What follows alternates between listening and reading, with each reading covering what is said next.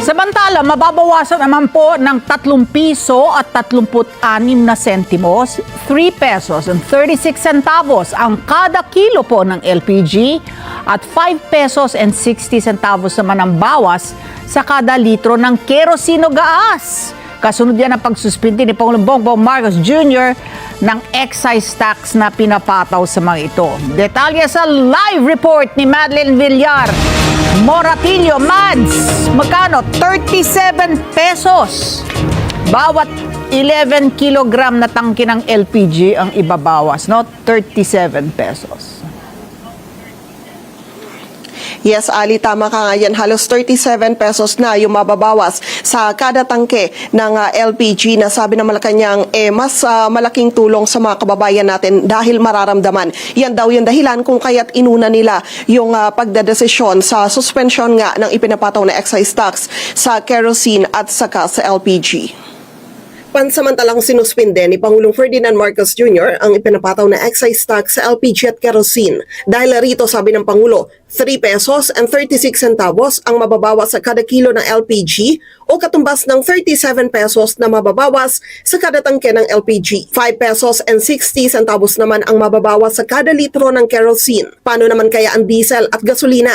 That's to be discussed tomorrow. Sa ilalim ng Tax Reform for Acceleration and Inclusion o TRAIN Law, 10 piso ang ipinapataw na excise tax ng gobyerno sa kada litro ng gasolina, 6 na piso sa diesel at 5 piso sa kerosene. Sa mga nananawagan naman na alisin pansamantala ang VAT sa petrolyo, sabi ng Pangulo, malaki ang posibleng maging epekto nito. I think it's time to explain. Here's the thing with the VAT, especially the VAT on oil, on petroleum products.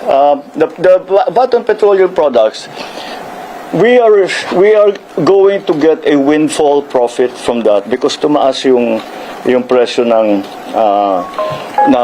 crudo. And because of that, all the importations will have at the present VAT rate, we will get funds from extra funds from that. Those if we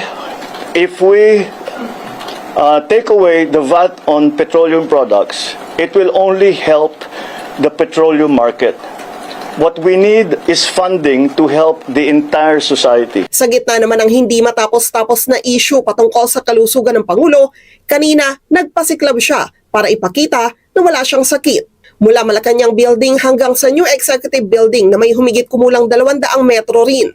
Naglakad at tumakbo ang Pangulo. Nag-jumping jacks din ito. I challenge anyone who are saying that I am sick that they come and exercise with me. We will see who is stronger. You come to the gym with me. Tingnan natin kung sino mas malakas magbuhat ng weight. I do weights and then I go on the elliptical machine. Once I average more or less I work towards a heart rate. So 130 beats per minute. How often, sir? I try for 4 times a week. I try for 2 days on, 1 day rest. 3 buwan na rin umano mula nang siya ay ma-ospital dahil sa diverticulitis at ang huling balik niya ay nang magpasailalim sa procedure para masiguro na magaling na siya. Ali, bukas muli magkakaroon ng meeting ang mga miyembro ng Uplift Committee dito sa Malacanang kung kaya't antabayanan natin kung magkakaroon ng panibagong anunsyo ang palasyo patungkol nga sa inaantabayanan ng mga kababayan natin na magiging kahinatnan kung sususpindihin ba o tatanggalin o babawasan itong ipinapataw na excise tax naman sa diesel at gasolina. Balik sa inyo dyan, Ali. Ito pa lang kapag ito ay tinanong mo si Google, 22% ng binabayaran natin sa gasolina, tax yun.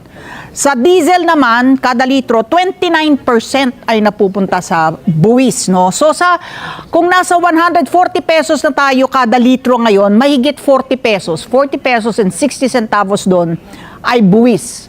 So kapag ikaw ay nagpa-full tank, mahigit 1,000 doon, sa pinakarga mo ay buwis para sa pamalan. Kaya marapat lamang na talagang tayo ay talaga yung panawagan natin itong pinananabikan na suspindihin din itong excise tax at saka sana ay VAT sa ating binabayarang kada litro sa produktong petrolyo. Buhay pa yung pag-asa natin. Huwag pa tayo mawawalan ng pag-asa. Mads, buhay pa ba 'yon? Hindi ba talagang binabaril na totally yun?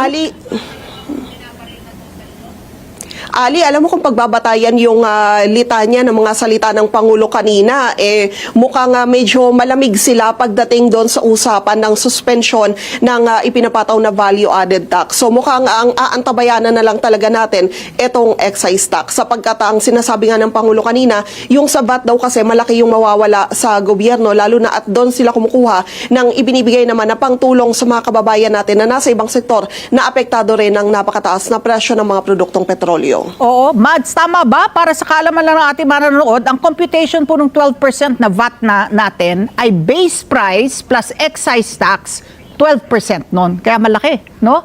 Malaki talaga yung napupunta sa binabayad natin ay napupunta dito sa value-added tax.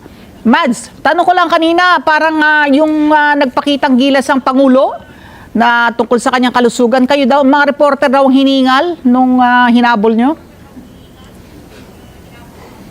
Oo, tama ka dyan, Ali. Nagkagulatan kasi actually hindi rin namin expected na magpupunta mismo rito sa NEB building kung nasaan nga yung mga miyembro ng press at mismong siya yung haharap sapagkat sa pagkakaalam namin, yung inaantabayanan nga sana namin kung kailan ilalabas ng Malacanang yung video message ng Pangulo patungkol sa excise tax. Kung kaya kanina, sabi pa ng Pangulo, naglakad lang daw siya at tumakbo mula doon sa Malacanang building kung saan siya galing papunta rito at nung pabalik, ganun din yung ginawa niya kung kaya't napasabak rin maging yung mga miyembro ng MPC at napatakbo kasabay ng Pangulo. Mukhang kami yung napalaban.